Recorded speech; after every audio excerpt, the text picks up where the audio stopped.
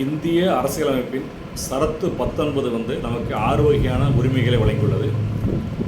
பேசுவதற்கும் மற்றும் கருத்துக்களை வெளியிடுவதற்கான உரிமை, அமைதியாக கூடுவதற்கான உரிமை, ஆயுதங்களின்றி அமைதியாக கூடுவதற்கான உரிமை, சங்கங்கள் அமைப்பதற்கான உரிமை, இந்தியா முழுக்க நம்ம எவ்வித பிரச்சனையுமின்றி செல்வதற்கான உரிமை, இந்தியாவின் அனைத்து பகுதிகளிலும் குடியேறுவதற்கான உரிமை, எந்த தொழில்களையும் செய்வதற்கான உரிமை என்று 6 வகையான உரிமைகளை வழங்கியுள்ளது. இவ்வாறு வழங்கியிருந்தாலும் இதில் ரீசனபிள் ரெஸ்ட்ரிக்ஷன்ஸ் அப்படின்னு ஒவ்வொன்றுக்குமே பார்த்திங்க அப்படின்னா நம்ம உரிமைகள் வழங்கப்பட்டிருந்தால் கூட நமக்கு சில கட்டுப்பாடுகளை விதிச்சிருக்கும்.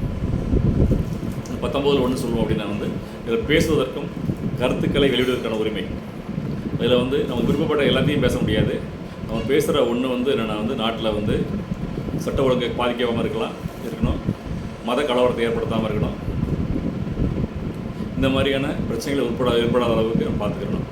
அதே மாதிரி என்னென்னா நம்ம 19(2) என்ன சொல்லுவோம் அப்படின்னா ஆயுதங்களின்றி கூடுவதற்கான உரிமை அப்படிங்க. ஆயுதங்களின்றி என்னென்னா நம்ம ஒரு சட்டப்பூர்வமாக நம்ம கூடுறதுக்கான உரிமை நமக்கு வழங்கப்பட்டிருக்கு. இருந்தாலும் கூட 144 போன்ற தடை உத்தரவு விதிக்கப்பட்டிருக்கும் போது இந்த 19(2) என்னென்னா தவிர்க்கப்படணும், தடை செய்யப்படணும். 19(3) என்ன சொல்லுவோம் அப்படின்னா சங்கங்கள் அமைப்பதற்கான உரிமை. சங்கங்கள் எல்லோரும் அமைக்கலாம் அப்படின்ற மாதிரி இருந்தால் கூட அதுலேயும் சில ரீசனபிள் ரெஸ்ட்ரிக்ஷன்ஸ் இருக்குது. இப்போ காவல்துறையோ மிலிட்ரியோ சங்கம் அமைப்பதற்கான உரிமை வழங்கப்படலை. 19(4) என்ன சொல்லுவோம் அப்படின்னா நம்ம இந்தியாவில் எல்லா பகுதிகளுக்கும் போகலாம் அப்படின்னு சொல்லப்பட்டிருந்தால் கூட அருணாச்சல் பிரதேஷ் சில பகுதிகளில் என்னென்னா சில கட்டுப்பாடுகளையும் அரசாங்கம் விதிச்சிருக்கு. இப்போ அந்தமான் நிக்கோபார் தீவுகளில் சில தீவுகளில் என்னென்னா அரசாங்கம் அந்த மக்களோட கலாச்சாரம் பாதிக்கப்படக்கூடாது அப்படின்றதுக்காக தவிர்க்கிறதுக்கு பண்ணியிருக்காங்க.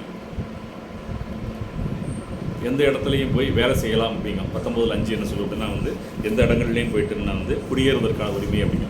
எல்லா இடங்களும் குடியேறினா கூட என்னென்னா நார்த் ஈஸ்ட் சில பகுதிகள் எல்லாம் என்னென்னா குடியேறுவதற்கு சில கட்டுப்பாடுகள் அரசாங்கம் விதிக்கப்பட்டிருக்கு.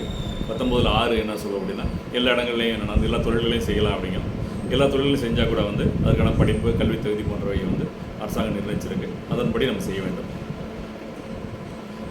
உரிமைகள், கடமைகள் அப்படின்னு பற்றி பேசுகிறப்ப அடிப்படை உரிமைகளில் அரசாங்கம் நிறைய வழங்கியிருந்தால் கூட அரசியலமைப்பின்படி நிறைய வழங்கப்பட்டிருந்தால் கூட நம்ம சில கட்டுப்பாடுகளுடன் கூடிய இதாக நம்ம பயன்படுத்திக்கிட்டு இருந்தோம் அப்படின்னா யாருக்கும் விபத்து சிக்கலும் இல்லை. வாழ்க்கை வளமுடன், வாழ்க்கை வளம்.